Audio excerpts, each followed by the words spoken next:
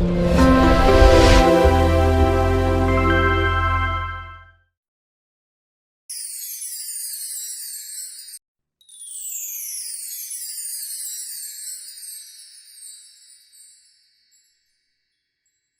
பரிசுத்த நாமத்துக்கு மகிமை உண்டாவதாக. லூக்கா எழுதின சுவிசேஷம் 2ஆம் அதிகாரம் 10, 11, 12 வசனங்கள் வாசிக்க கேட்கலாம்.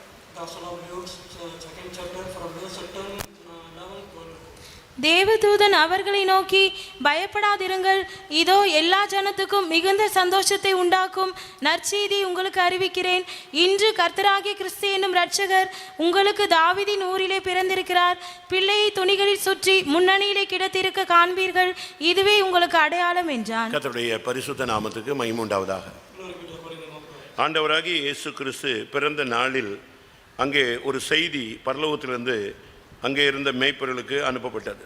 On the day of the birth of the Lord Jesus Christ, from the heaven there was a message sent unto the shepherds in the field. தங்கள் மந்தையை அவர்கள் காத்துக் கொண்டிருந்ததாக 8ஆம் வசனம் சொல்லுகிறது. The verse 8 says they were keeping their fold. அந்த மந்தையில் இருக்கிற ஜனங்களுக்காக அங்கே ஒரு செய்தி அனுப்பப்பட்டது. For the people in the flock there was a message sent unto them. இன்றைக்கும் சபையில் இருக்கிற தேவனுடைய பிள்ளைகளுக்கு ஒரு கிறிஸ்மஸ் செய்தி அறிவிக்கப்படுகிறது. Even today also the Christmas message is given unto the people in the church. சகல ஜனத்துக்கும் மிகுந்த சந்தோஷத்தை உண்டாக்கும் ஒரு நற்செய்தி.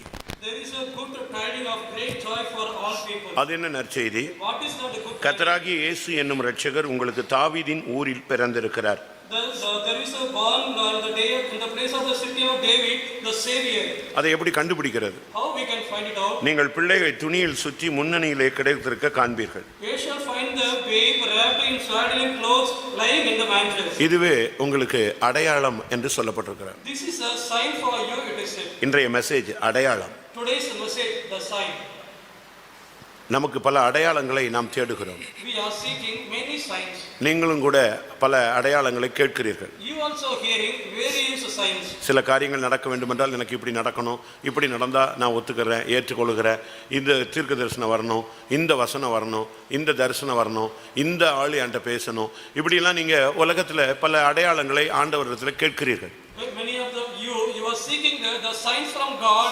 Those are in the world, they are asking the sign from the God whether these all the things will come to pass. அநேகருக்கு இந்த அடையாளங்கள் தான் தங்களுடைய வாழ்க்கையில ஒவ்வொரு ஸ்டெப்லயும் அவங்க போகிறதுக்கு ஒரு வாய்ப்பாக அமைகிறது. For many people this is a chance to them.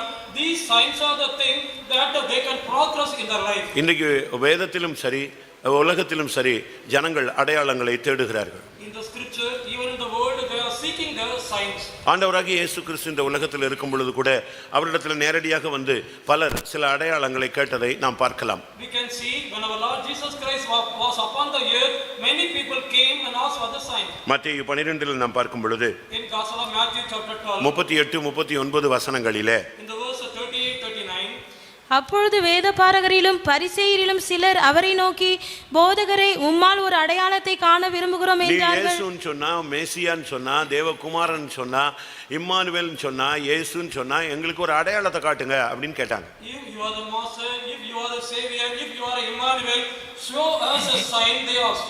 இன்னொரு இடத்துல அவங்க வந்து கேட்டாங்க. In another place they came and asked, எங்களுக்கு பூமியில அடையாளம் காட்ட வேண்டாம், வானத்துல காட்டுங்கன்னு சொன்னாங்க. Don't show the sign upon the earth, show the sign from the sky. மத்தேயு 16:1 நாம் பார்க்கும் பொழுது Matthew 16 verse 1. பரிசேயரும் சதுசேயரும் அவரை சோதிக்கும்படி அவரிடத்தில் வந்து வானத்திலிருந்து ஒரு அடையாளத்தை தங்களுக்கு காண்பிக்க வேண்டும் என்று கேட்டார்கள். ஜனங்களுக்கு தேவை வானத்துல இல்லாட்ட பூமியில தங்களுடைய தனிப்பட்ட வாழ்க்கையில அந்தரங்க ஜீவியத்துல ஒரு அடையாளம் வேணும்னு கேக்குறாங்க. The men they are asking the sign from the heaven, earth, otherwise from their life. சில தீர்க்கதரிசிகள் இந்த ஆளு எனக்கு தீர்க்கதரிசனம் சொல்லணும்னு எதிர்பார்க்கறாங்க. Some people they are expecting this person, this a prophet should prophecy for us. இன்னைக்கு ஆராதனைக்கு போறேன், இன்னைக்கு தீர்க்கதரிசனம் இந்த வசனம் வந்தா நான் ஒத்துக்கறேன். Today I am going to the service, if this prophecy comes then I can accept.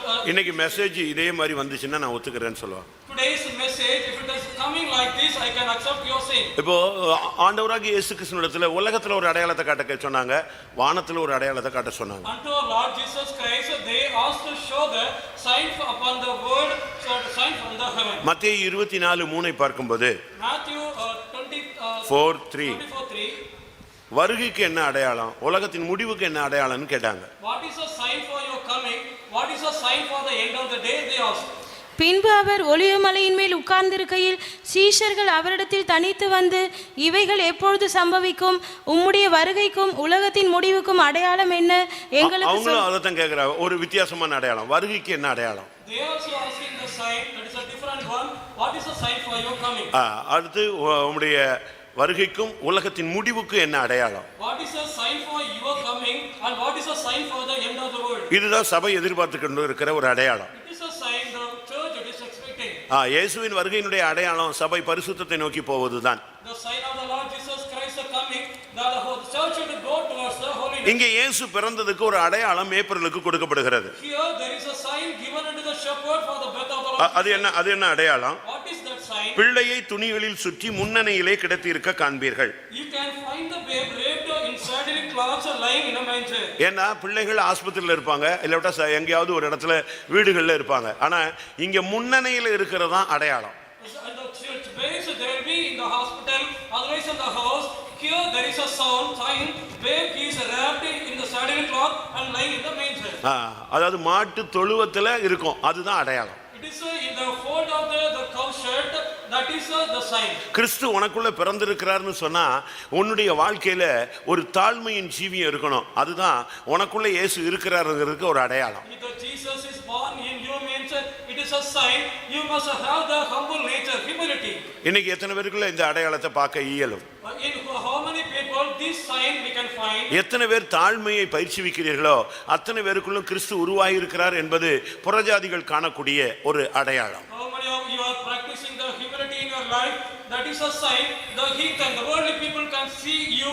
That is Jesus in you. ஏனென்றால் பெருமை பிசாசின் ஒரு ஆயுதம். Because of pride, it is a weapon of. ஏசாயா 14 பார்க்கும் பொழுது விழுந்து போன தூதனுடைய வார்த்தைகளை பார்க்கும் பொழுது When we see there the sign of the fallen angel in the Isaiah chapter 14. அங்க என்ன சொல்கிறார்? What he says that நான் வானத்தில் ஏறுவேன், I will ascend. நான் உன்னதமானவருக்கு ஒப்பாவேன், I will be equal. நான் வடதிசையில் உள்ள பர்வதங்களில் வீற்றிருப்பேன். I will sit upon the place in the north side. அவனுக்குள்ள இருக்கிறதான அந்த நான் என்கிற தன்மையை நீங்கள் பார்க்கலாம். You can see the I, that nature in him. ஆனால் பிலிப்பியர்ல நாம் பார்க்கும் பொழுது When we see in Philippians ஆண்டவராகிய இயேசு கிறிஸ்து எப்படி வருகிறார்? how our Lord Jesus Christ is தாழ்மையின் ரூபமாக, in the form of the அடிமையின் ரூபமாக, in the form of the மனித சாயலாக in the form of the man. முற்றிலும் தன்னை தாழ்த்துகிறார். He is humbling himself fully. அது மாத்திரமல்ல, Not only இந்த உலக வாழ்க்கையில அவர் முற்றிலும் தன்னை தாழ்த்தினார். in the world's life, he humbled himself fully. எதுவரை தாழ்த்தினார்? Till what end? சிலுவையின் மரண பரியந்தம் தன்னை தாழ்த்தினார். Till the death of the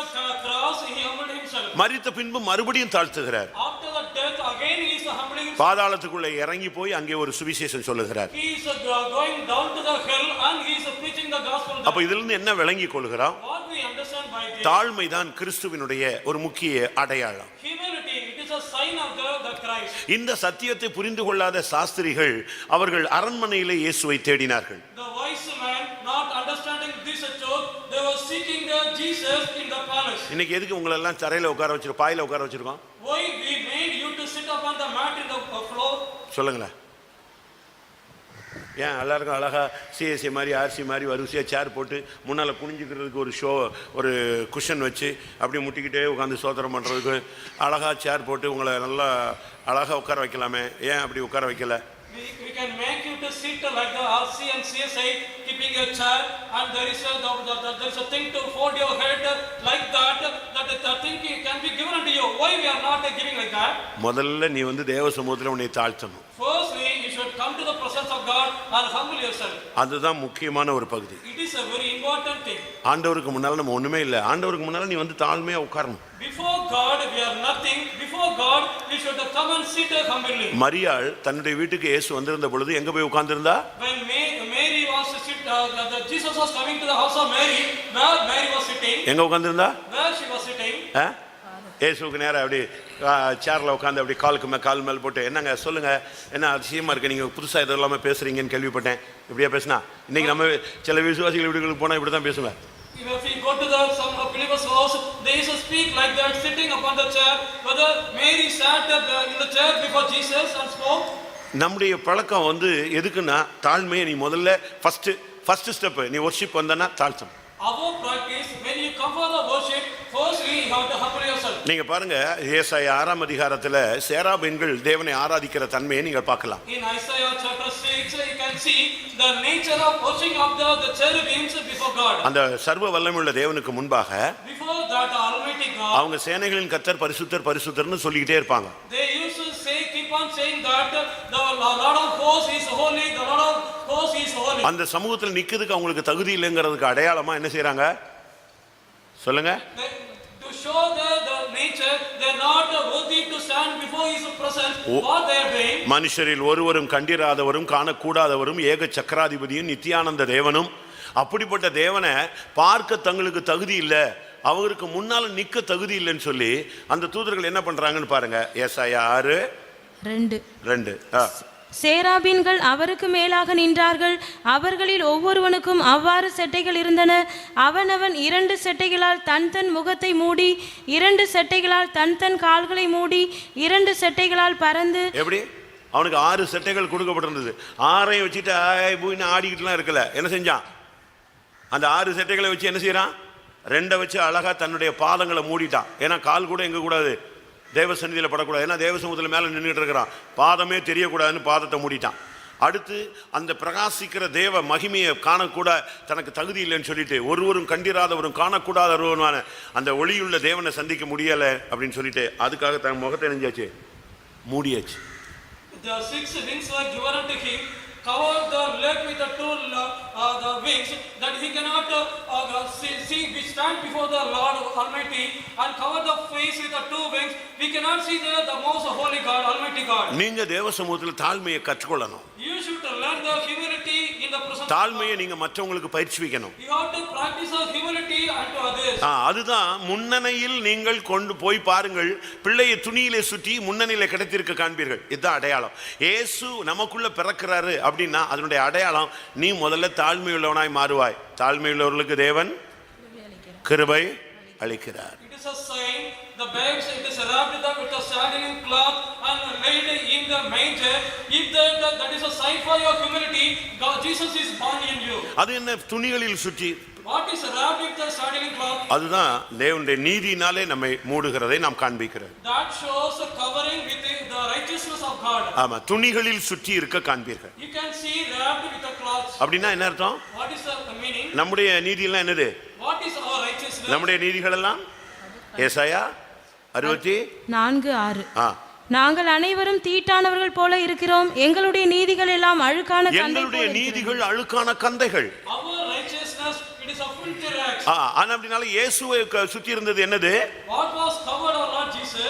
ஒளியை வஸ்திரமாக தரித்திருந்தார் என்று சங்கீதக்காரன் சொல்லுகிறார். Psalmist says he was wearing the light as his வைராக்கியத்தை சால்வையாக பொறுத்துக் கொண்டார் என்று ஏசாயா தீர்க்கதரிசி பேசுகிறான். The prophet Isaiah says he covered the zeal as a garment. மணவாட்டிக்கு கொடுக்கப்பட்டது சுத்தமும் பிரகாசமான மெல்லிய வஸ்திரம். Unto the bride it was given pure linen garment. அது பரிசுத்தவான்களுடைய நீதிகளே. That was the righteousness of the saints. முதலாவது இயேசு உனக்குள்ள பிறந்திருக்கிறார். இயேசு நீ கிறிஸ்மஸ் சர்வீஸ்ல வந்திருக்கிறேன்னா உனக்குள்ள இயேசு பிறக்கணும். நான் முதல்ல வொர்ஷிப்லயே சொல்லிட்டேன். மரியாள் தன்னை ஆண்டவருக்கு அடிமை என்று சொன்ன பொழுது யார் வந்தாச்சு? ஆவியானவர் உள்ளே வந்தாகிவிட்டார். During the period of worship I said, when Mary was saying, behold, I am the handmaid of the Lord, then Jesus came in here. அவ உடனே தாழ்த்தினா. He humbled her. இதோ நான் ஆண்டவருக்கு அடிமை. Behold, I am the handmaid of the Lord. அதுதான் தாழ்மை தான் first step. The humility, that is the first. இரண்டாவது ஸ்டெப் நீதியை தரித்துக் கொள்வது. Second step, putting on the righteousness. சும்மா ஒரு கிறிஸ்தவன் அப்படிங்கிற பேர்ல நீ வண்டி ஓட்டக்கூடாது. You should not run your vehicle saying as a Christian. நீ கிறிஸ்தவன்னா அடுத்த ஸ்டெப் இருக்கு. If you are a Christian, there are the steps. மனம் திரும்புதல், Repentance, மனஸ்தாபப்படுதல், மனம் கசந்து அழுதல், pitifully weeping, ஆண்டவருடைய பக்கம் உண்டே மனதை திருப்புதல், turn your mind towards God.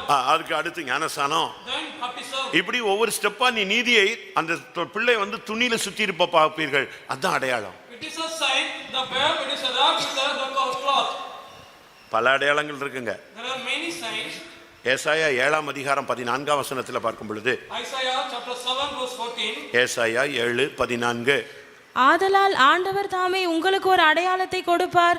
இதோ ஒரு கன்னிகை கர்ப்பவதியாகி ஒரு குமாரனை பெறுவாள், அவருக்கு இம்மானுவேல் என்று பெயரிடுவார். கர்த்தருடைய பரிசுத்த நாமத்துக்கு மகிமை உண்டாவதாக. Glory be to the holy name of God. இது புதிய நாம் முதல்ல வாசித்தது புதிய ஏற்பாட்டில் மேய்ப்பர்களுக்கு கொடுக்கப்பட்ட அடையாளம். The firstly we read that was a sign given unto the shepherd. ஏசாயா தீர்க்கதரிசி இயேசு பிறப்பதற்கு 700 வருடங்களுக்கு முன்பாகவே ஒரு அடையாளத்தை சொன்னான். The prophet Isaiah, before the birth of the Lord Jesus, 700 years, he gave a sign. இயேசு பிறக்கிறதுக்கு 700 வருஷத்துக்கு முன்னால தான் ஏசாயா இந்த தீர்க்கதரிசனம் பேசுறான். Before the birth of Lord Jesus Christ, 700 years, before that the prophet Isaiah speaking this. என்ன சொன்னா, ஒரு கன்னிகை கர்ப்பவதியாகி ஒரு குமாரனை பெறுவாள், அவளுக்கு இம்மானுவேல் என்று பெயரிடுவாங்க.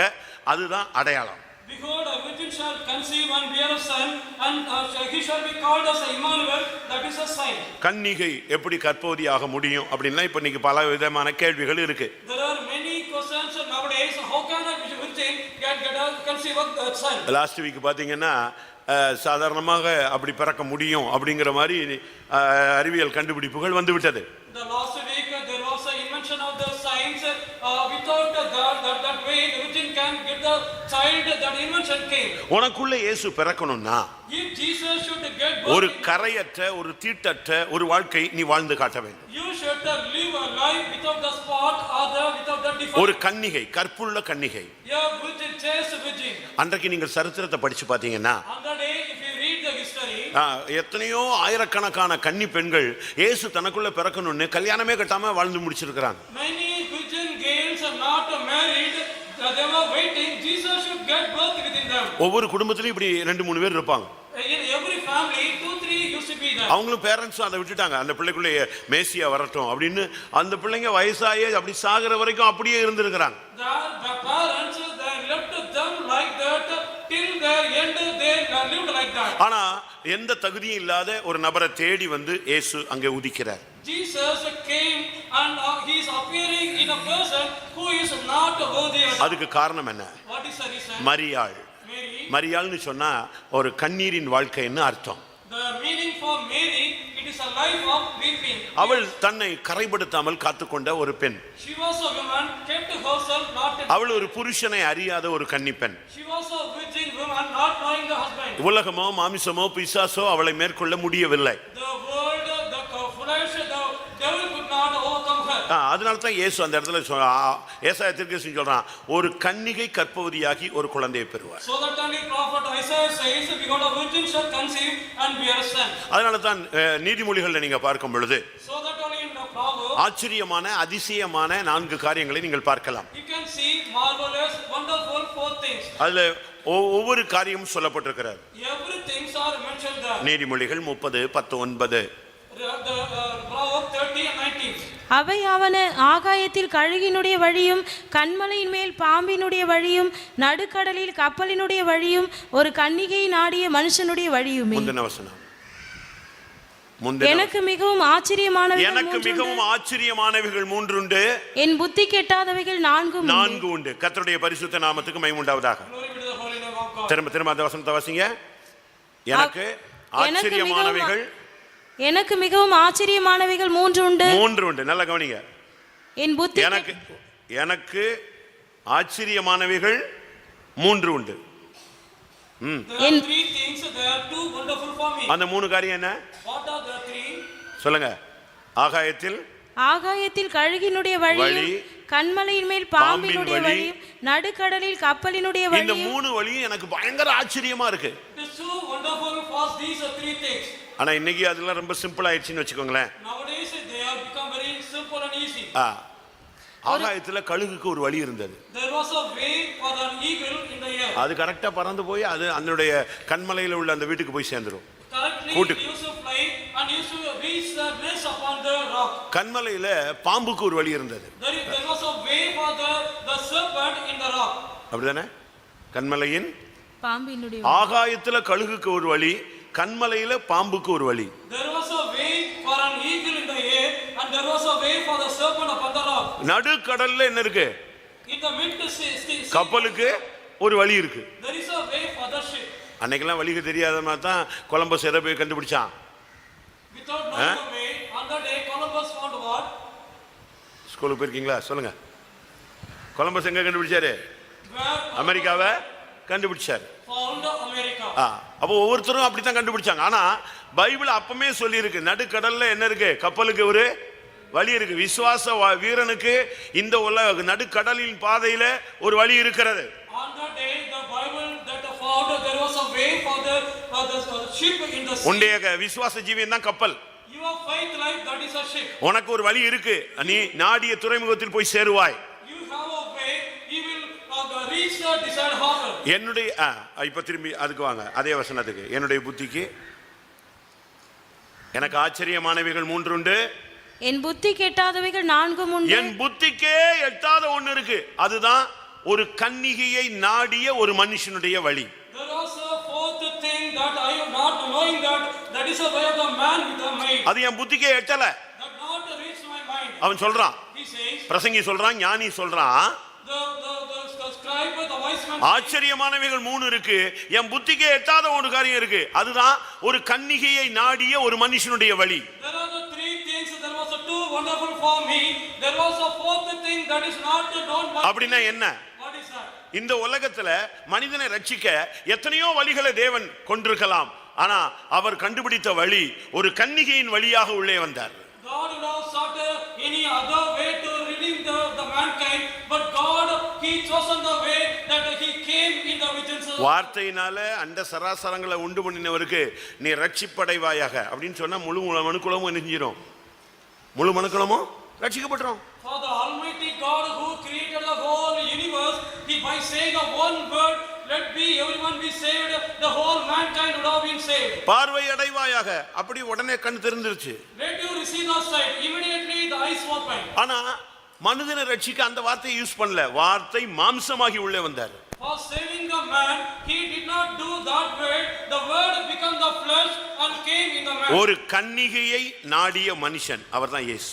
The man sought the maid, that was Jesus. இன்னைக்கும் பரலோகத்தில் நம்ம கொண்டு போறதுக்காக நம்மை கற்புள்ள கன்னிகையாக நாடி அவர் வருகிறார். In order to take us to the heaven, our God, he is coming like that, also seeking the chaste virgin. இன்னைக்கு நமக்குள்ள இயேசு உருவாகணும். Today Jesus should be at the birth. கர்த்தருடைய பரிசுத்த நாமத்துக்கு மகிமை உண்டாவதாக. Glory be to the holy name of God. மத்தேயு 2:1-2 வசனங்களை பார்க்கும்போது Matthew chapter 2, 1 and 2, second to second. சாஸ்திரிகளுக்கு ஒரு அடையாளம். There was a sign for the wise man. ஏரோது ராஜாவின் நாட்களில் யூதேயாவில் உள்ள பெத்லகேமிலே இயேசு பிறந்தபொழுது கிழக்கிலிருந்து சாஸ்திரிகள் எருசலேமுக்கு வந்து, யூதருக்கு ராஜாவாக பிறந்திருக்கிறவர் எங்கே? கிழக்கிலே அவருடைய நட்சத்திரத்தை கண்டு அவரை பணிந்து கொள்ள வந்தோம் என்றார்கள். இவங்களுக்கு அடையாளம் அந்த நட்சத்திரம் தான். Their sign that was a star. சபை தான் புதிய ஏற்பாட்டு சபையில புதிய ஏற்பாட்டு காலங்களில வருகைக்கு கொண்டு போய் சேர்க்கிறதுக்கு ஒரு அடையாளம். There is a sign in the New Testament period to take us to the coming of the Lord. That is a sign. அதனால தான் நம்ம சர்ச் ஆக்டிவிட்டீஸ்க்கு ரொம்ப முக்கியத்துவம் கொடுக்கிறோம். So that only we give importance to the church activities. ஏதோ போறோம் வந்தோம் ஒரு சப்ஸ்கிரைபரா இரு அப்படிங்கிற மாதிரி நம்ம கொண்டு வர்றது இல்ல. Like that we are going and coming and we are being as a subscriber. We are not bringing you like that. ஏதோ போன உடனே ஒரு 10 ரூபாய் சந்தா கட்டுறது, சந்தா கட்டினாதான் கல்ற, சந்தா கட்டினாதான் கல்யாணம், இப்படிலாம் நமக்கு கிடையவே கிடையாது. Like that a subscribe saying that 10 rupees like that, if you give the subscription then only the burial ground, it is not like that. நமக்கு மெயின் இந்த நட்சத்திரம் தான். Our main thing that is a star. இந்த ஊழியர்கள் தான். These servants of God. வெளிப்படுத்தல் 1 கடைசியும் 2:1 பார்க்கும் பொழுது அந்த நட்சத்திரங்கள் தேவனுடைய வலது கரத்தில் உள்ள ஊழியர்கள். The Revelation, the first chapter 1 and 2, they were முதலாம் அதிகாரம் கடைசி வசனமும் first chapter last verse, இரண்டாம் அதிகாரம் முதலாம் வசனம். second chapter first verse. அவருடைய வலது கரத்தில் உள்ள நட்சத்திரங்களுடைய அந்த அடையாளம் என்ன, அதனுடைய அர்த்தம் என்னன்னா அது தேவனுடைய கரங்களில் உள்ள ஊழியர்கள். The stars in the right hand of the Lord Jesus, what is a sign? They were the sons of God in the hands of the Lord. சூரியன் அடையாளமா வைக்கல, சந்திரன் அடையாளமா வைக்கல, தேவன் நட்சத்திரத்தை தான் சாஸ்திரிகளுக்கு அடையாளமாக வைத்தார். Lord did not keep the sun or moon as the sign, but kept the stars as a sign. நமக்கு ஒரு அடையாளம் சபை ஊழியர்கள். The sign for us, that is the church and the sons of God. நீங்க அந்த சர்ச்சை கரெக்டா அந்த ஸ்டார்ஸை ஃபாலோ பண்ண வேண்டியது நம்முடைய கடமை. It is our duty correctly to follow that stars. நீ அதை ஃபாலோ பண்ணாதான் ஏசிட்டு போவ. நீ அதை ஃபாலோ பண்றத மிஸ் பண்ணிட்டீனா நீ எங்க போய் சேர்ந்துருவ? If you அரண்மனைக்கு போய் சேர்ந்து உன்னையும் குழப்பி எல்லாரையும் குழப்பிடுவ. If you follow that correctly, then only you can go to Jesus. Otherwise, if you miss that, you will confuse, make everyone to confuse. நீ எவ்வளவு படிச்சிருந்தாலும் அறிவாளியா இருந்தாலும் அபிஷேகம் பெற்றிருந்தாலும் ஞானசானம் பெற்றிருந்தாலும் சத்தியத்தில் நின்னாலும் உலக பிரகாரமா பல ஆவிக்குரிய அனுபவங்கள் பூமிக்குரிய அனுபவங்கள் இருந்தாலும் நட்சத்திரத்தை ஃபாலோ பண்ணா மட்டும்தான் நீ எங்க வருவ? இயேசுவண்டை வருவாய். Though you studied well, having the much talents and ability, if you follow the star, then only you can go to Jesus. நல்லா படிச்சிருந்தா, நல்ல அறிவு இருந்துச்சு, நல்ல வசனம் தெரியும், கரெக்டா அந்த ஸ்டாரை கண்டுபிடிச்சு 3 பேரும் ஒருமனப்பட்டு வந்துட்டாங்க. காடுகள், மலைகள், தீவுகள், தண்ணீர்கள், வெள்ளம் எல்லாத்தையும் தாண்டி வந்தாச்சு. ஆனாலும் அவங்க மைண்ட்ல அரண்மனைக்கு போகணும்னு ஒரு தவறான எண்ணம் உள்ள குடிகொண்டிருந்தது. They learned well, they studied well, they got the good wisdom and everything. They came across many valleys and mountains and the desert, but their mind was towards the palace. நீ ரட்சிக்கப்பட்ட பின்பு, நல்ல ஞானசானம் பெற்ற பின்பு, அபிஷேகம் பெற்ற பின்பு, நல்லா படிக்கணும், நல்ல வேலை கட்டணும், நல்ல கல்யாணம் ஆகணும், நல்ல கார் வாங்கணும், நல்ல இது வாங்கணும், நல்ல ஒரு ஆவிக்குரிய விசுவாசியா கடைசி வரை இருக்க வேண்டும். இதை மட்டும் உன் மைண்ட்ல வரக்கூடாது. இயேசு விட்டு போகணும். அதுதான் நம்முடைய concept. After getting saved, it should not be in your mind, I should become a good spiritual one and I should get a good car and a work and everything. It is not like that. Only your aim should be to go to Jesus. அவங்க பாருங்க, இவ்வளவு படிச்சு இவ்வளவு ஞானமா இருந்து இத்தனை மாசம் காத்து கடந்து அந்த நட்சத்திரத்தை கண்டுபிடிச்சு இவ்வளவு தூரம் வந்து அந்த 95% தாண்டிட்டான். இன்னும் சொல்ல போனா 99 தாண்டிட்டான்னு வச்சுக்கோங்களேன். அவன் ஈரானு அங்கே ஒவ்வொரு தேசத்துலேருந்து இந்த ஞானிகள் 3 பேரும் சேர்ந்து புறப்பட்டு வந்தான்னு சரித்திரம் சொல்லுது. அவ்வளோ தூரம் வந்தவன் எருசலேமுக்கே வந்துட்டான். இன்னும் போக வேண்டிய தூரம் எங்கே இருக்கு? பெத்லகேம். ஒரு சில கிலோமீட்டர் தான். இவ்வளோ கிட்ட வந்துட்ட பிறகு ரூட்டை மாற்றிட்டானே. They came even, they crossed 95 or 99%. They came from the faraway place, from the Iran like that place, but finally they were corrupted in their mind. Jerusalem வந்துட்ட. They came to Jerusalem. சபைக்குள்ள வந்துட்ட. Came to the church. ஊழியத்துக்கு வந்துட்ட. Came to the ministry. ஆனா நீ இயேசுவிட்ட போகாம இருந்தா என்ன பிரயோஜனம்? If you don't go to the Jesus, what is the use in it? உள்ள வந்துட்ட நீ. You enter inside. Jerusalem enter ஆயிட்ட. You enter Jerusalem. இப்போ நீ பெத்லகேம் போணும். Now you have to go to Bethlehem. நீ சபைக்குள்ள வந்துட்ட, ஊழியத்துக்கு வந்துட்ட, கரெக்ட். ஆனா அதுக்குள்ள எங்க போயிட்ட நீ? ஏரோதின் அரண்மனைக்குள்ள பூந்துடுற. You came to the church, you came to the ministry, you came to the Jerusalem, but you entered inside the palace of Herod. கர்த்தர் உனக்கு எல்லா வசதியும் வாய்ப்பையும் கொடுத்த உடனே கொடுத்து சோதிக்கிறார் என்பதை புரிந்து கொள்ளாம நீ பணத்துக்கு பின்னாலும், பொருளுக்கு பின்னாலையும், மனைவிக்கு பின்னாலையும், புருஷனுக்கு பின்னாலையும் நீ போயிடுற. ஒரு ரூட் வேற ரூட்டுக்கு போயிடுது. After God gave everything and facility and the blessings, but your route it is going towards in another direction. கர்த்தர் உன்னை பைபாஸ்ல கொண்டு போகணும்னு ஆசைப்படுறாரு. நீ டிராபிக்ல போய் சிக்குற. God, he decided to take you towards the bypass, but you are getting into the traffic. புரியுதா உங்களுக்கு? Do you understand? நீ நேர பைபாஸ்ல போயிட்டே இருந்தீனா, அரண்மனைக்கு போகாம நேர போனீனா அது அழகா உன்னை கொண்டு போய் அந்த பெத்லகேம்ல அந்த மாட்டு தொழுவத்துல கொண்டு போய் நிப்பாட்டிரும். நீ என்ன பண்ற? திடீர்னு ரைட் எடுக்கிற, லெஃப்ட் எடுக்கிற, அப்படியே அரண்மனைக்குள்ள போற. இருக்கிற ஏறாவது எல்லாத்தையும் கோட்டு மொத்தத்தையும் குழப்புற. உனக்கும் பைத்தியம் பிடிக்குது, அவனுக்கும் பைத்தியம் பிடிக்குது. சண்டை, வாக்குவாதம், குழப்பம், கோபம், இதெல்லாம் ஏறாவதுனுடைய சுபாவங்கள்.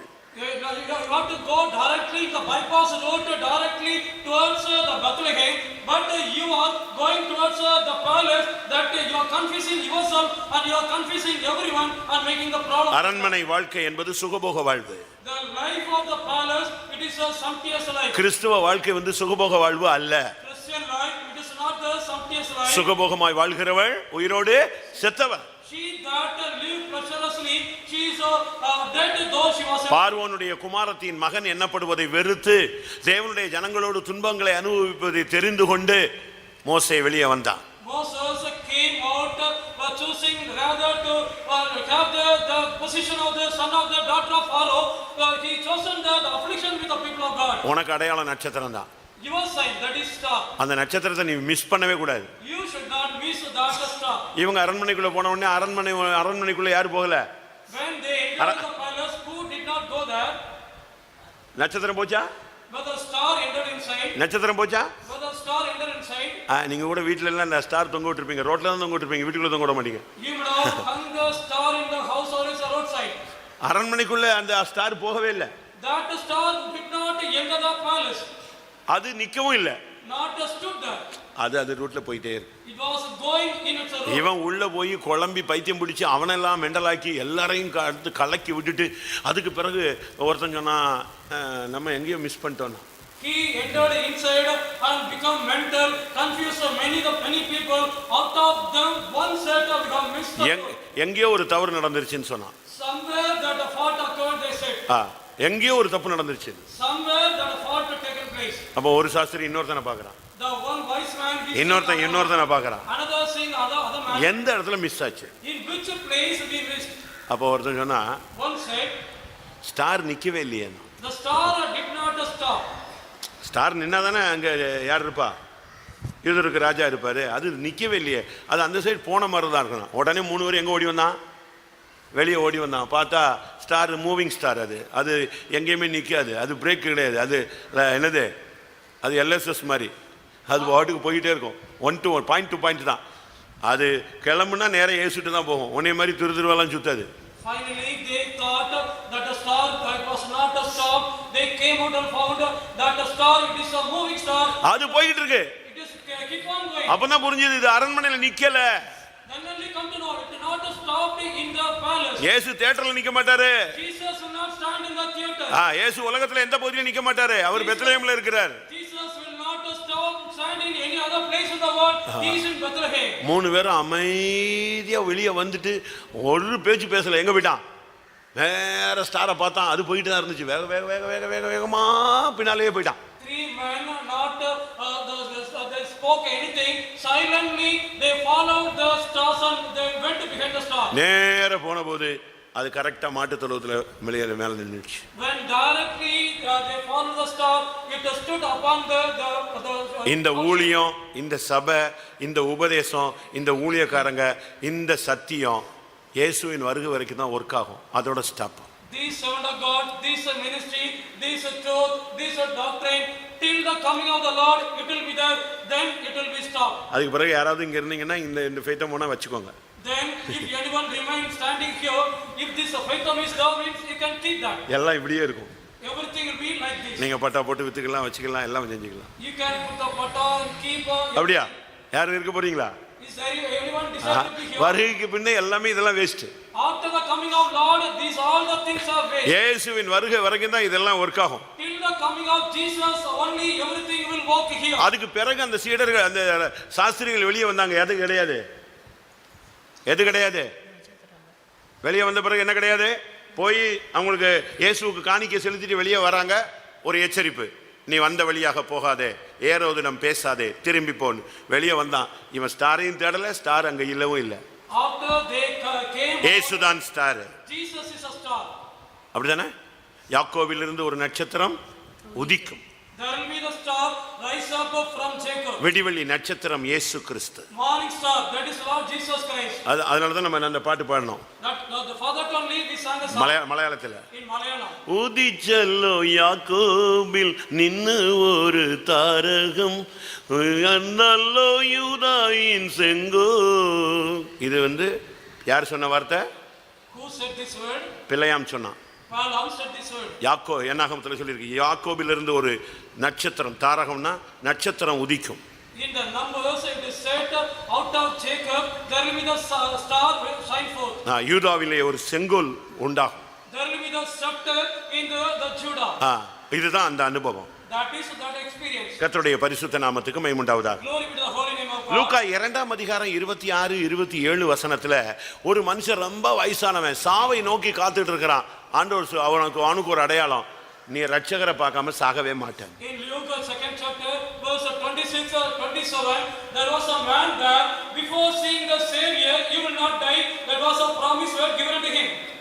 கர்த்தருடைய கிறிஸ்துவை நீ காணும் முன்னே மரணமடைய மாட்டாய் என்று பரிசுத்த ஆவியினாலே அவனுக்கு அறிவிக்கப்பட்டும் இருந்தது. கர்த்தருடைய கிறிஸ்துவை நீ காணும் மட்டும் நீ மரணம் அடைய மாட்டாய் என்று அவனுக்கு சொல்லப்பட்டிருந்தது. It was said unto him, till you see the salvation and the Savior of the Lord, you will not face a death. இது எதை காண்பிக்கிறது? What this shows? பரிசுத்தம் அடையாம உன் ஓட்ட முடிய கூடாது. Without the Holy hallelujah. Spirit, your race should not end. புரியுதா? Do you understand? அதனால இயேசுவின் வருகை வரைக்கும் இருப்போம் அப்படின்னு நினைச்சிட கூடாது. You should not think till the coming of the Lord I will live. இந்த சாது சுந்தர் சிங் புக்ல எல்லாம் நீங்க பாத்தீங்கன்னா கைலாச மகரிஷின்னு சொல்றாங்க. அந்த ஆள் இன்னும் உயிரோட இருக்காரு, இயேசுவின் வருகை வரைக்கும் இருக்காரு, 2000 வருஷமா உயிரோட இருக்காரு, இப்படி எல்லாம் கதை சொல்லிட்டு இருக்காங்க. அது எந்த அளவு உண்மை பொய்லாம் நமக்கு தெரியாது. In the book of the Sadhu Sundar were seeing, there was a thing, it is mentioned that there was a rishi, he is living for 300-400 years till the coming of the Lord Jesus Christ. He will live. ஆனா யோவானை பத்தி இயேசு பேதுருவிட்ட பேசும்போது When Lord was speaking unto Peter about John, என்ன சொன்னாரு? what he said, நான் வருமளவும் இவன் உயிரோடு இருக்க சித்தமானால் உனக்கு என்னன்னு கேட்டாரு. if I will till my coming, if he is living, what is your matter? இங்க சிமியோனுக்கு ஒரு வார்த்தை சொல்லப்படுகிறது. Here unto the Simon there was a word said. என்ன வார்த்தை? What was the word? அவன் டெய்லி கோயிலுக்கு வருவான். Daily he used to come to daily ஆராதனைக்கு வருவான். Daily he used to come for. ரொம்ப வயசான ஒரு ஆளு. He was a old man. But daily வருவான். But daily he used to come. அவனுடைய நோக்கம் எல்லாம் எதை பார்ப்பான் தெரியுமா? The aim of him, what he will say. Daily வரும் பொழுது அந்த சர்ச்சில் அந்த சாப்பல்ல குழந்தை பிரதிஷ்டை நடக்கிறத தான் அவன் மெயினா பார்த்துக்கிட்டே இருப்பான். Whenever he come to that church or the chapel, that he used to consider the dedication of the child. எவன் செத்தான் எவன் வந்தாலும் இல்ல, அங்க டெய்லி நடக்கிற அந்த குழந்தை பிரதிஷ்டை மட்டும் தான் பார்த்துக்கிட்டே இருப்பான். Whether anyone die or not, he will not consider anything.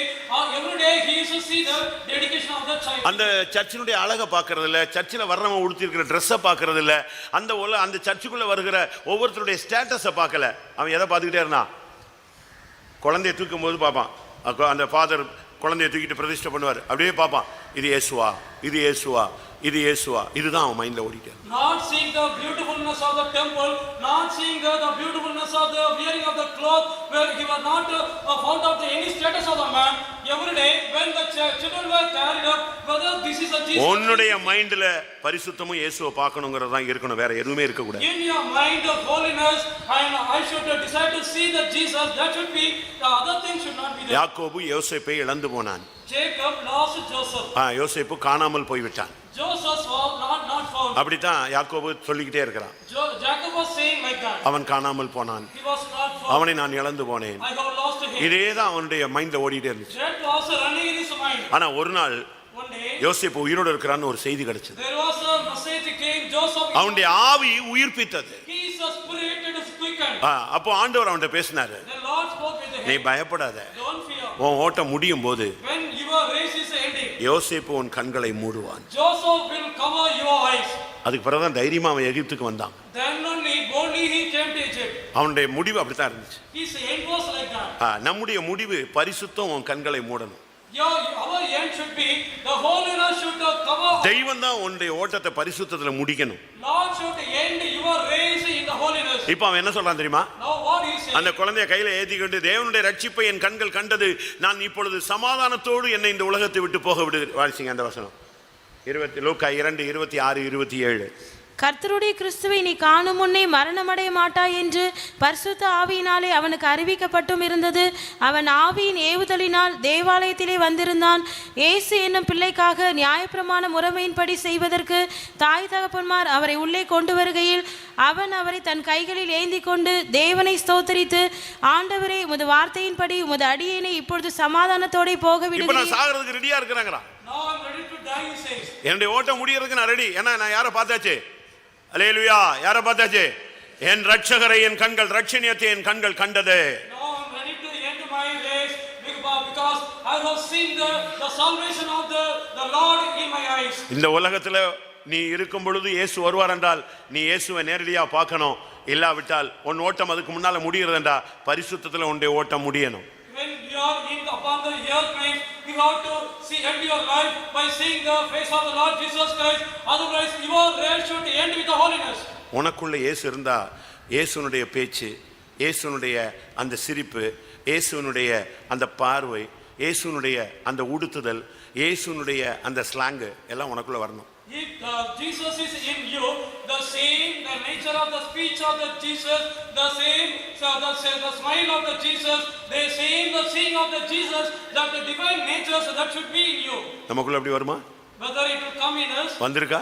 whether it came. 3 வருஷம் கழிச்சு பேதுருவை பார்த்து ஒருத்தன் சொன்னான், அவர் உன்னுடைய பேச்சு அந்த ஆள் பேச்சு மாதிரியே இருக்கணும். 3 வருஷம் கழிச்சு யாருக்கு எது பேச்சு யார் மாதிரி மாறி இருக்கு? நீதான் 35 வருஷம் ஆச்சு, என்ன மாறலையே? After that 3.5 years, his speech, it was seen as the speeches of Lord Jesus Christ. His speech, it has changes within. ஏன் இயேசுவை முத்த காட்டி கொடுக்கணும்? Why he should betray Jesus? அது ஒரு அடையாளம். That was a sign. அது ஒரு அடையாளம் தான். That also was a sign. மத்தேயு 26:48 பாருங்க, இயேசுவை காட்டி கொடுக்கிறது, முத்தம் கொடுக்கிறது தான் அடையாளம். In Matthew chapter 26:48, the kissing of the Lord Jesus Christ, that is a sign. அவரை காட்டி கொடுக்கிறவன் நான் எவனை முத்தம் செய்வேனோ அவன் தான், அவனை பிடித்துக் கொள்ளுங்கள் என்று அவர்களுக்கு அடையாளம் சொல்லியிருந்தான். என்ன அடையாளம் சொல்லியிருந்தான்? What was the sign said? அங்க கும்பலா இருப்பாங்க, அந்த 12 பேர்ல 11 பேர்ல நான் ஒருத்தன் வந்து வந்துட்டேன். 11 பேர் இருப்பான், இயேசு 12வது ஆளு. நான் யாரை போய் கரெக்டா கிஸ் பண்றேனோ அவனை பிடிச்சுக்கோங்க, அதுதான் என்னது அடையாளம். ஏன் இயேசு அடையாளம் யாருக்கும் தெரியாதா? Because whether anyone not knowing the sign of the Jesus, there will be crowd over there whom I kiss, you can find and catch him. That is இயேசுவோடு இருந்து இருந்து இவங்களுடைய பேச்சு மாறிடுச்சு. by continuously staying with Jesus. இயேசுவோடு இருந்து இருந்து Dress code மாறிடுச்சு. Also he is being with Jesus, dress code also changed. இயேசுவோடு இருந்து ஹேர் ஸ்டைல் மாறி போச்சு. Being with Jesus, hairstyle it is changed. இப்போ யாருன்னு எப்படி கண்டுபிடிக்கிறது? Now how can we find who he is? எல்லாம் ஒரே மாதிரி இருக்கான். Everyone are in the same line. அதனால தான் ஒரு ஆள் என்ன செய்ய வேண்டி இருந்துச்சு. For that one man have to. அப்ப இத்தனை வருஷம் ஆயிருச்சே, நம்மில் எத்தனை பேர் இயேசுவை போல மாறி இருப்போம்? These many years pass, how many of us become like Jesus? இப்ப சில பிள்ளைகள் பிறக்குறாங்க, அவங்க யாருக்கு பிறந்தாங்கன்னு தெரியல. Some children are getting birth whose child we have not named. North இந்தியால ஒரு பெரிய காங்கிரஸ் எம்பி வந்து ஒரு பையன் வந்து எங்க அப்பான்னு சொன்னான். அவன் இல்லவே இல்லைன்னு சொல்லி சாதிக்கிறான். யாரு? எம்பி வந்து என் பிள்ளை இல்லைங்கிறாரு. அந்த பையன் இல்லை, இவர் தான் எங்க அப்பான்னு எங்க அம்மா சொன்னான்னு சொல்றான். One boy came and said unto them, the great Congress MP in the north side, he is my father. My mother said like that, but the MP says, I don't know about him. கடைசியில் எதை வச்சு கண்டுபிடிச்சிட்டாங்க? Finally, by what they have found him, DNA பண்ணாங்க. they did a DNA. அதுல யாரு வந்துட்டா? In that whom came, MP வந்துட்டாரு. அதுக்கு பிறகு அமைதியா ஒத்துக்கிட்டான். MP came. ஆமா, இவன் எனக்கு இவளுக்கு பிறந்த வந்தான்னு ஒத்துக்கிட்டான். Then he accepted, for me by her he was born, he accepted. எப்படி கண்டுபிடிச்சாங்க? How they found? ஒரு முடியை வச்சு கண்டுபிடிச்சிடலாம். தெரியும் தானே உங்களுக்கு எல்லாருக்கும் DNA பத்தி. They can find it. வேற ஒண்ணு ரத்தம் கத்தெல்லாம் எடுக்க வேண்டிய அவசியம் இல்ல. No need to take the blood and other things. முடி, ஒரு முடியை எடுத்துட்டா இவனுக்கு அம்மா யாரு அப்பா யாரு இவன் கூட பிறந்த எவன்லாம் சொல்லிவிடுவான். By taking one hair, who is a father, who is a mother, ஒண்ணுமே வேண்டாம், ஒண்ணுமே வேண்டாம். no need to do anything. நீ காரி துப்பிட்டு போற பாரு, அந்த துப்புற எச்சில இருந்து உங்க அப்பா யாருன்னு சொல்லிடுவான். By your spitting, they can find out who is your father and mother. இப்போ இயேசு உனக்கு தகப்பன்னா உன்னை எதை வச்செல்லாம் கண்டுபிடிக்கலான்னு பாரு. How can you find if the Jesus is your father? உன் முடியை வச்சு கண்டுபிடிச்சிடலாம். You can be found with the hair. உன் கண்ணை வச்சு கண்டுபிடிச்சிடலாம். By your eyes we can find. ஆதாருக்கு எதை வச்சு கண்டுபிடிக்கிறான்? For Aadhar, by what they are finding out. ஆதாருக்கு எதை வச்சு கண்டுபிடிக்கிறான்? For the Aadhar, by what they are finding. நீ முழிக்கிற அந்த முழி தான். The eyes you are seeing by that. நீ விழிக்கிற விழி தான், அந்த கரு விழி தான். The apple of the eye, by that they are finding it out. அது நீ எப்படி முழிச்சாலும் சரி, அது கரெக்டா அங்க முழிச்சிருக்கு. How, in which way you are seeing, by it will seen with that. அடுத்து என்னது? Nextly, ரெண்டே அடையாளம் தான். ஆதாருக்கு என்னது? ரெண்டு அடையாளம் தான். நீங்க போனீங்களா? எல்லாரும் ஆதார் வச்சிருக்கீங்களா? ஒண்ணு நல்லா பாருமா, நல்லா பாருப்பா, திறந்து பாரு. டபக்குன்னு கண்ணை ஒரு சில போட்டோல கண்ணை மூடிடுவான் குருடு மாதிரி. அதனால நல்ல கண்ணை திருப்பியும் கண்ணை திறமா. கண்ணு தான் உன்னுடைய அடையாளம். your eye, that is a sign. அதனால தான் இயேசு சொன்னாரு, உன் கண்ணானது உன் சரீரத்துக்கு விளக்காய் இருக்கிறது. Jesus said, your eyes, it is a lamp of your heart. அடுத்து என்னது? Then what? சொல்லுங்க. உன் கை. Your hand. எல்லார் கையும் இப்படித்தானே இருக்கு. எல்லார் கையிலையும் 72 ரேகை இருக்கு. ஆனா பைபிள் சொல்லுகிறது, பைபிளை அவன் கண்டுபிடிச்சிருக்கிறது வந்து கைரேகை வித்தியாசம். பைபிள் சொல்லி இருக்கிறது எல்லாருடைய கையையும் அவர் முத்திரித்து போடுகிறார். அதுதான் அவன் கண்டுபிடிச்சு வச்சிருக்கான். எல்லாரு கையிலையும் ஒரு முத்திரை இருக்கு. உன் லைஃப் அங்கதான். There is a seal in the hand of the every man. That is the signature in your. உன்னை என் வலது கையில் என்ன செய்திருக்கிறேன்? என் உள்ளங்கைகளில் வரைந்து இருக்கிறேன். அந்த கைரேகை தான். இப்ப நான் நினைக்கிறேன் நீயும் நானும் அந்த கைரேகையில இருக்கிறோம். எங்க? யாருடைய கைரேகையில? ஆண்டவருடைய கைரேகையில இருக்கிறோம். You and me, we are in the engraving, the fingerprint of the Lord Jesus. யோபுல வாசிங்க. In Job. என்ன சொல்லி இருக்கு? அவர் ஒவ்வொருவருடைய கையையும் முத்திரித்து போடுகிறார். He is sealing everyone's hand. ஒவ்வொரு கையையும். அதனால தான் எல்லாரும் எதை பார்த்துட்டு அலையறான்? கைரேகையை பார்த்துட்டு அலையறான். So that only everyone they are following out of the fingerprint. ஒவ்வொரு மனுஷனுடைய கையும் அவர் முத்திரித்து இருக்கிறார். அதுல மாற்றமே கிடையாது. He sealed every hands of the man. There is no any change in it. யோபு 37:7. தாம் உண்டாக்கின சகல மனுஷரும் தம்மை அறியும்படிக்கு அவர் சகல மனுஷருடைய கையையும் முத்திரித்து போடுகிறார். இருக்கா? எல்லாரும் பைபிள்ல இருக்கா பாருங்க. தான் உண்டாக்கின சகல மனுஷனும் தன்னை அறிகிறதற்காக எல்லா மனுஷனுடைய கையையும் அவர் இணைஞ்சிருக்காரு, சீல் பண்ணி வச்சிருக்காரு, முத்தரிச்சிருக்காரு. He sealeth up the hand of every man that all men may know his work. அதுதான் அங்க முக்கியமானது. That is an important thing there. ஒரு பாஸ்டருக்கு ஆதாரம் எடுக்க முடியல. For a pastor they could not take their Aadhar. ஏன்? Why? இந்த பெருவரல்ல இருக்கிற கைரேகை தேஞ்சு போச்சு. The fingerprint upon the thumb of his hand it was totally vanished. இன்னைக்கு நம்முடைய நிலவரம் என்ன? Today what is our situation? உன்னை இயேசுவின் பிள்ளைன்னு கண்டுபிடிக்கிறதுக்கு எல்லாம் அடையாளம் எல்லாம் தேஞ்சு போச்சா? Whether the sign for finding out we are the children of the Lord Jesus Christ, that is vanished or not? உன்னுடைய டிஎன்ஏல இயேசுவின் ரத்தம் இருக்கணும். In your DNA the blood of Jesus should be there. ஆண்டவருடைய வல்லமை இருக்கணும். The power of God should be there. Christmas அப்படின்னா ஒரு அடையாளம். Christmas it is a sign. நீ கிறிஸ்தவன்னா உனக்கு ஒரு அடையாளம் இருக்கு. If you are a Christian there is a sign for you.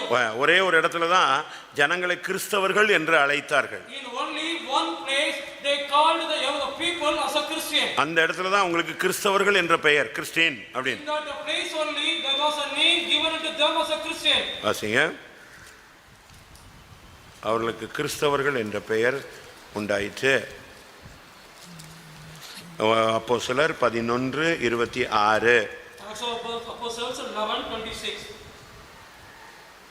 அவர்கள் ஒரு வருஷ காலமாய் சபையோட கூடியிருந்து அநேக ஜனங்களுக்கு உபதேசம் பண்ணினார்கள்.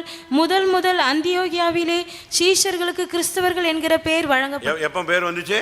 When the name came. சீடர்களுக்கு எப்ப பேர் வந்தது? When the name came. சபையில இருக்கும் பொழுது அவர்களுக்கு உபதேசம் கிடைச்சது. அப்பதான் அவங்களுக்கு சீடர்களுக்கு என்ன பேரு? சபையில இருந்தாதான் நீ கிறிஸ்தவன்.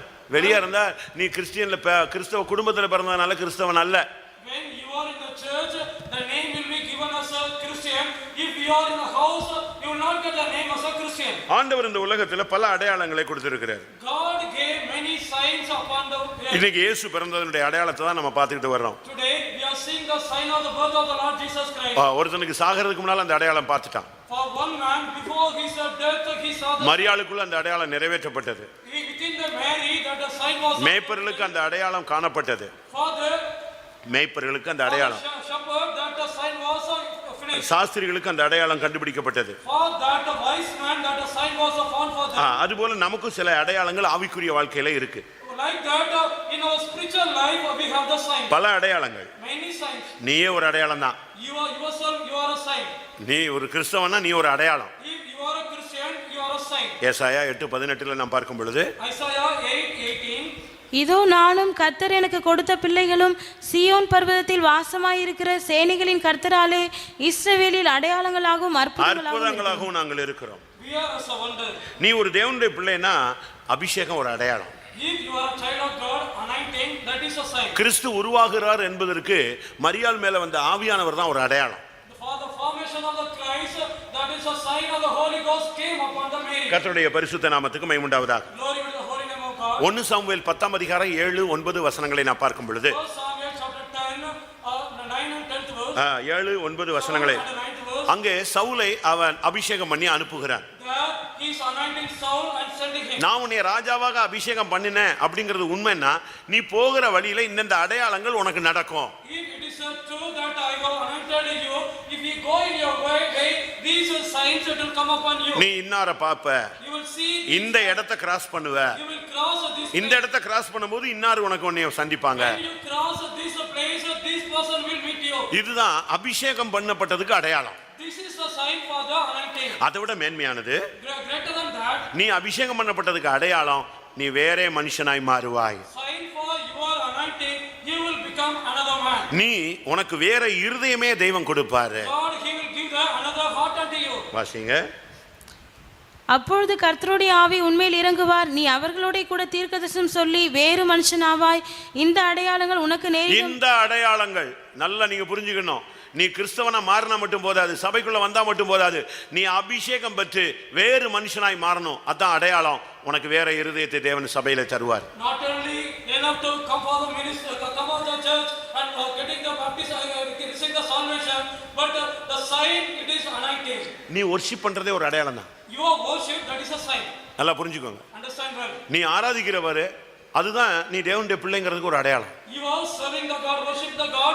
That is a sign that you are a child of God. யாத்திராகமம் Exodus 3ஆம் அதிகாரம் chapter 3 12ஆம் வசனம். verse 12. இஸ்ரவேல் ஜனங்களை எகிப்திலிருந்து கர்த்தர் விடுதலையாக்கும் பொழுது அந்த சொன்ன அடையாளம் அதுதான்.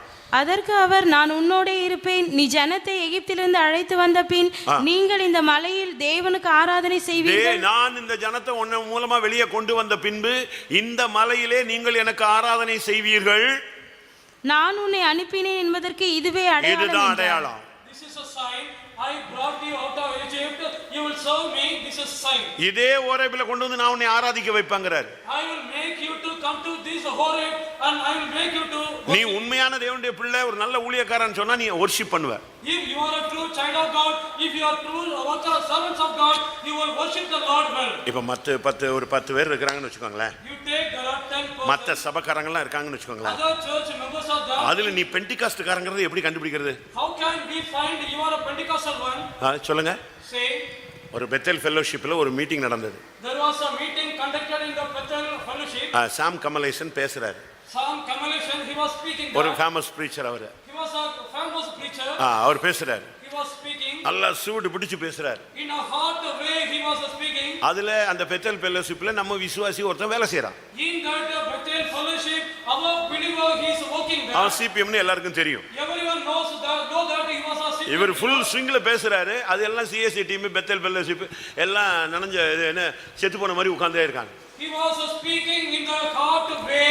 All the CSI and Bethel fellowship people, they were as a wet chicken and they were sitting. ஒருத்தன அசையல. No one them shook. சாம் கமலேஷனுக்கு என்ன பண்ணணும்னு தெரியல. திடீர்னு நம்ம விசுவாசியை பார்த்து, ஏப்பா நீயாவது ஒரு பெண்டிகாஸ்ட்காரன், நீயாவது ஒரு அல்லேலூயா சொல்லக்கூடாதா அப்படின்னாரு. Sam Kamaleshan was not knowing what to do. He said you are a CPM Pentecostal person, brother, you should not. மத்தவன் தான் பெண்டிகாஸ்ட் இல்ல, நீ பெண்டிகாஸ்ட், நீ உனக்கு தேவனுடைய வார்த்தையை கேட்ட உடனே ஆவியானவர் உள்ள வர வேண்டாமா அப்படின்னு கேட்டான். அப்பதான் நம்ம ஆளுக்கு ஆமா இல்ல நம்ம பெண்டிகாஸ்ட்னு யோசிச்சான். Others they are not a Pentecost, but you are a Pentecostal one, brother, you should not get the anointing, you should not get a shake. Then only he understood I am the Pentecostal. உனக்கு தேவனுடைய வார்த்தையை கேட்கும் பொழுது அந்த சீடர்கள் சொன்னாங்க, எம்மாவூருக்கு போன சீடர்கள், அவர் பேசிக் கொண்டிருந்த பொழுது என்னுடைய இருதயம் நெஞ்சிச்சு கொழுந்து விட்டு எரிஞ்சிருச்சுன்னு சொல்றான். When you hear the word of the God, you have to say like that.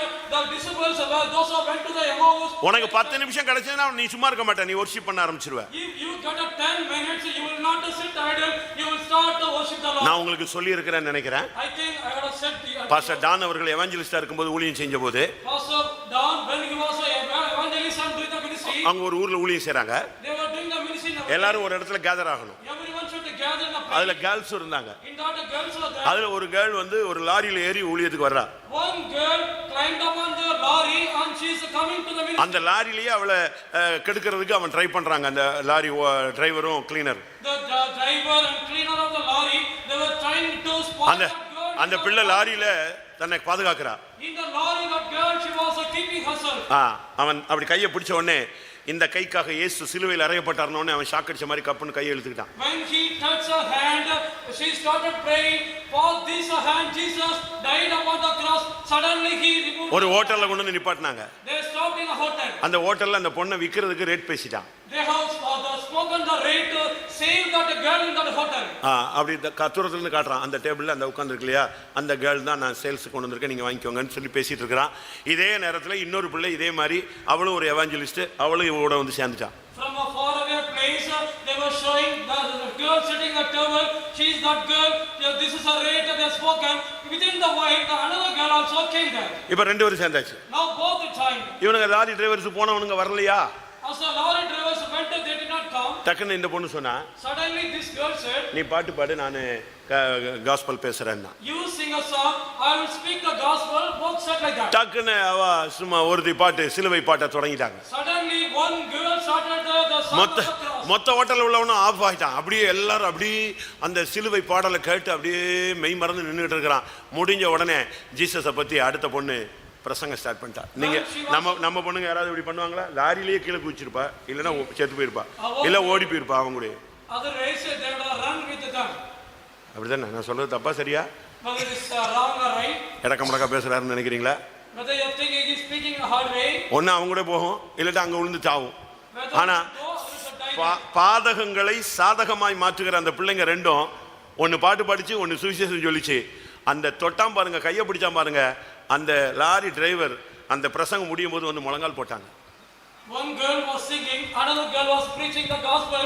After the end of the gospel, the lorry driver who caught the hand came and knelt அழுதான், wept, மன்னிப்பு கேட்டான். also forgiveness. இந்த இயேசுவை எங்க வீட்டுக்கு சொல்லுங்கன்னு திருப்பி அந்த பிள்ளைகளை வீட்டுக்கு கூட்டி போயிட்டான். He took that girl into the house. You say this Jesus unto our family members. Pastor Don சொல்றாரு, அந்த லாரி டிரைவர் வீடு விசுவாச வீடா மாறிச்சு, சர்ச்சா மாறிடுச்சு. Pastor Don says that the lorry driver's house now it is become a faith house. நீ worship பண்றதா உன்னுடைய அடையாளம். It is a sign you are worship. எங்க இருந்தாலும் நீ தேவனை ஆராதிக்கணும். Wherever you may be, you should worship the Lord. சொல்லக்கூடாது. நம்ம விசுவாசியோட ஒரு பையன் இப்போ கூட ஜெயிலில் இருக்கான், வெளியே வந்துட்டானான்னு தெரியல. யாரோ ஒரு மினிஸ்டர் பையன் செஞ்ச தப்புக்கு 25 வருஷமா அந்த பையன் உள்ள இருக்கான். I should not say our believer boy, he is in the prison for the mistake fault done by the son of the minister. He is in the prison for so many years. வேண்டாம் அந்த subject. இப்போ என்ன, இப்போ எல்லாருமே ஆட்சியில் இருக்கானுங்க. They are in the ruling now. நான் எதுக்கு இதை சொல்றேன்னா, Why I say செய்யாத தவறுக்கு அந்த பையன் எங்க இருக்கான்? the mistake. கடலூர்ல இருந்தான், ரிலீஸ் ஆனான், திருப்பி அந்த ஆட்சி அடுத்த ஆட்சி அவனை உள்ளதுக்கு போட்டுச்சு. இப்போ உள்ள இருக்கிறான். தகப்பன் செத்துட்டான், அந்த தாய் அடையார் விசுவாசி, செத்தாங்களா இருக்காங்களா தெரியல, பாவம். டெய்லி போய் அந்த பிள்ளைய பார்ப்பாங்க. அவன் கம்ப்யூட்டர் இன்ஜினியர். ஆனால் அவன் என்ன பண்ணுறான் தெரியுமா? அங்கே சர்ச்சை நடத்திக்கிட்டு இருக்கான். அங்கே உட்காந்து தேவனை இயேசுவை பற்றி சொல்லிக்கிட்டு அங்கே உட்காந்து ஊழியம் செஞ்சுக்கிட்டு இருக்கான்.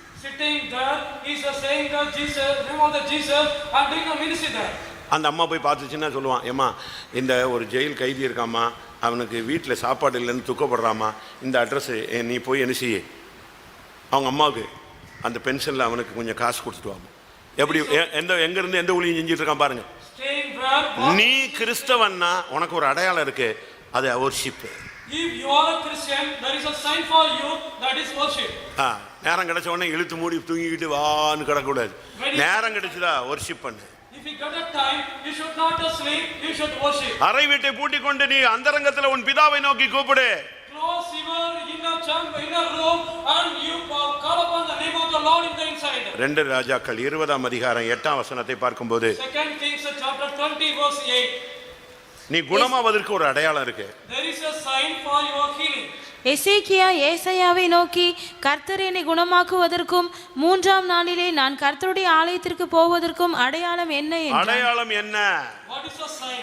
அவன் கேக்குறான். He is asking. ரொம்ப சீரியஸ் ஆயிட்டான். He became serious. செத்து போயிடுவான்னு ஆண்டவரே சொல்லிட்டாரு. God said he will die. ஆனா 15 வருஷம் அவனுக்கு கூட்டி கொடுக்கறாரு. But added 15 years unto him. அவன் கேக்குறான், எனக்கு என்ன சோமாக்குறாருன்னா என்னங்க அடையாளம்? If he is a healing, what is a sign for me? அப்பதான் சூரியன் 10 பாகை திரும்பி வரணும்னு சொன்னான். Then the sun it will come. வசனம் உன்னை குணமாக்கும், அதான் அடையாளம். It is a sign, word it will heal you. அபிஷேகம் உன்னை குணமாக்கும், அதான் அடையாளம். It is a sign, anointing it will heal you. இயேசுவின் நாமம் உன்னை குணமாக்கும், அதான் அடையாளம். Name of Jesus will heal you. இயேசுவின் இரத்தம் உன்னை குணமாக்கும், அதான் அடையாளம். Blood of Jesus will heal you. It is அவருடைய தழும்பு உன்னை குணமாக்கும், அதான் அடையாளம். His stripes will heal you. That is a sign. கர்த்தருடைய பரிசுத்த நாமத்துக்கு மகிமை உண்டாவதாக. Glory be to the holy name of God. நமக்கு பிரச்சனை, சத்துரு, போராட்டம்னா ரொம்ப பயப்படுறோம். For the problem, the enemy, we are getting afraid. யோனத்தானும் அவனுடைய ஆயுததாரியும் சத்துருக்களுக்கு முன்பாக தங்களை வெளிப்படுத்தினாங்க. Jonathan and the armor bearer of king, they revealed themselves unto the enemies. அப்ப யோனத்தான் சொன்னா, Then Jonathan said, நம்ம போய் அவங்க முன்னால நிக்க போறோம், we are going to stand before them. அவன் நம்மளை பார்த்து ஓடிட்டான்னா அது அடையாளம் அப்படின்னு சொல்லல. He did not say by seeing us they should not flee out. வா மோதலாம் அப்படின்னு சொன்னான்னா என்னது, நம்ம ஜெயிக்கிறதுக்கு அதான் அடையாளம். Come, we can do battle. That is a sign. We should go and fight with them. யாராவது இப்படி எடுப்பீங்களா? அடையாளத்தை கண்டுபிடிப்பீங்களா? Will anyone find such a sign? யாராவது சொல்லுவீங்களா? Will anyone say like that? ஏறி வா அப்படின்னு சொன்னான்னா அதான்ப்பா நம்முடைய அடையாளம். Climb and come towards us. That is a sign for us. ஒத்தைக்கு மோதலான்னு சொன்னான்னா யார் சொன்னது? அது கோலியாத்து சொன்னா, அதான் அடையாளம், நீ ஜெயிக்க போறன்னு அடையாளம். Let us fight with one to another. If the saying of Goliath is thou means, that is a sign you can get the. உன்னை அப்படி பண்ணிடுவேன் இப்படி பண்ணிடுவேன் சொன்ன உடனே நீ பயப்படக்கூடாது. நீ ஜெயிக்கிறதுக்கு அதான் அடையாளம். You should not get the fear. I will do you like this or that way. You should not fear. That is a sign for your victory. 1 Samuel 14:10. 1 Samuel 14:10. எங்களிடத்துக்கு ஏறி வாருங்கள் என்று சொல்வார்கள், ஆனால் ஏறி போவோம், கர்த்தர் அவர்களை நம்முடைய கையில் ஒப்பு கொடுத்தார், இது நமக்கு அடையாளம் என்றார். பிசாசு உனக்கு எதிர்த்து நின்னுட்டானா நீ ஜெயிக்க போறன்னு அர்த்தம். பிசாசு வந்துட்டான உடனே சோத்திரம் சோத்திரம் சோத்திரம்னு நீ கத்தக்கூடாது. If the devil is resisting you, that is a sign for your victory. By seeing the devil, you should not fear and you should not praise the Lord. நான் எவ்வளவு பெரிய ஆள் தெரியுமா அப்படினா நீ உடனே சொல்லணும், உன்னில் இருக்கிறவர் எனக்குள்ள இருக்கிறவர் என்னது, உன்னை விட பெரியவர். How great is I? If anyone say like that, you should say the Lord who is in me is greater than that one is in the world. பிசாசு எதிர்த்துட்டான்னு சொன்னா அவனுக்கு முடிவு வரப்போகுதுன்னு நீ விசுவாசிக்கணும். You should believe the devil resisted you, he is going to be defeated. துன்மார்க்கன் வந்து உனக்கு விரோதமா எழும்பிட்டான்னா நீ துன்மார்க்கனை உற்று விசாரித்தாயானால் அவன் அங்கே இல்லை. If the wicked resisted you, came against you, mean you inquire about that wicked one, he is not there. கர்த்தருடைய பரிசுத்த நாமத்துக்கு மகிமை உண்டாவதாக. Glory to the holy name of God. நீதான் புறஜாதிகளுக்கு ஒரு அடையாளம். You are the sign for the Gentiles. நீதான் மற்ற சபைகளுக்கு ஒரு அடையாளம். You are the sign for other churches. நீ ஆண்டவருடைய பிள்ளை என்பதுதான் அடையாளம், அபிஷேகம் பண்ணப்பட்டதுதான் அடையாளம், நீ சுகமாக்கப்பட்டதுதான் அடையாளம், நீ ஆசீர்வதிக்கப்பட்டதுதான் அடையாளம். It is a sign you are a child of God. It is a sign you are the anointed one. It is a sign you are healed. It is a sign you are blessed. எல்லாவற்றுக்கும் மேலாக Above all, நீ வொர்ஷிப்புக்கு Sunday service வர பாரு, அதுதான் தேவன் உன்னை பரிசுத்தம் பண்ணுகிறார் என்பதற்கு அடையாளம். you come and worship the Lord on Sundays. That is a sign God he is sanctifying you. Ezekiel Ezekiel 20 அதிகாரம் chapter 20 12 வசனம். verse 12. நான் தங்களை பரிசுத்தம் பண்ணுகிற கர்த்தர் என்று அவர்கள் அறியும்படிக்கு எனக்கும் அவர்களுக்கும் அடையாளமாய் இருப்பதற்கான என் ஓய்வு நாட்களையும் அவர்களுக்கு கட்டளையிட்டேன். நான் தங்களை பரிசுத்தம் பண்ணுகிற கர்த்தர். I am the Lord sanctified God. அதனால தான் நீங்க சண்டே சர்வீஸை விட்டுறாதீங்க, எங்கிட்டு போனாலும் சுத்தி சுத்தி வந்து விழுந்துருன்னு சொல்றேன். So that only I am saying, don't miss the Sunday service. Wherever you go, நீ எங்க போனாலும் சரி தேவ சமூகத்துல வந்து உட்கார்ந்துரு. wherever you go, but you should come and sit in the presence of God. அதுதான் உன்னை பரிசுத்தம் பண்ண போறாரு, நீ வருகைக்கு உரியவங்கிறதுக்கு அடையாளமே நீ தேவ சமூகத்துக்கு வர்றதுதான். That is a sign he is going to sanctify you. He is going to prepare you for his coming, sitting in the presence of God. யாத்திராகமம் Exodus 31:13 அது சொல்லப்பட்டிருக்கிறது. in the verse chapter 31 verse 13 it is said, நீ இஸ்ரவேல் புத்திரரை நோக்கி, நீங்கள் என் ஓய்வு நாட்களை ஆசரிக்க வேண்டும், உங்களை பரிசுத்தப்படுத்துகிற கர்த்தர் நான் என்பதை நீங்கள் அறியும்படி இது உங்கள் தலைமுறை தோறும் எனக்கும் உங்களுக்கும் அடையாளமாய் இது அடையாளம். நீ தேவ சமூகத்துல உன்னை பரிசுத்தமாக்குறாருன்னா நீ தேவ சமூகத்துக்கு வரணும். அதுதான் உன்னை பரிசுத்தமாக்குறதுடைய அடையாளம். if you should come to the presence of God, that is a sign God is sanctifying you. இன்னைக்கு உங்களுக்கு என்ன அடையாளம் தேவை? Today what sign you need? Rahab கேட்டா என்னை பாதுகாப்பீங்கிறதுக்கு என்னங்க அடையாளம்? What is a sign for me that you will protect me? Rahab asked like that. அவங்க சொன்னாங்க இந்த சிவப்பு நூலை கட்டி வை, அதுதான் உனக்கு அடையாளம். You tie up the scarlet rope, that is a sign for you. யார் ஊழியம் செய்யலாங்கிறதுக்கு என்ன அடையாளம்? What is a sign? Who should do the ministry? யாருடைய கோல் துளிர்க்கிறதோ அதான் அடையாளம். Whose rod it is budded, that is a sign. எல்லாரும் கண்களை மூடுவோம். Let us all close our eyes. ஆமென். அடையாளம். Sign. மேய்ப்பர்களுக்கு ஒரு அடையாளம். There was a sign for the shepherd. சிமியோனுக்கு ஒரு அடையாளம். The sign for the Simon. மரியாளுக்கு ஒரு அடையாளம். Sign for the Mary. சாஸ்திரிகளுக்கு ஒரு அடையாளம். Sign for the wise man. சபைக்கு ஒரு அடையாளம். Sign for the church. உன் வாழ்க்கையில தனிப்பட்ட வாழ்க்கையில பல அடையாளங்கள். In your individual personal life, many signs. இன்னைக்கு கிறிஸ்து உனக்குள்ள உருவானதுக்கு ஒரு அடையாளம், உன் வாழ்க்கை மாற்றப்பட்டிருக்க வேண்டும். Today, the sign for the creation of the Christ in you, your life should have been changed. எல்லாரும் கொஞ்ச நேரம் ஒப்பு கொடுங்க.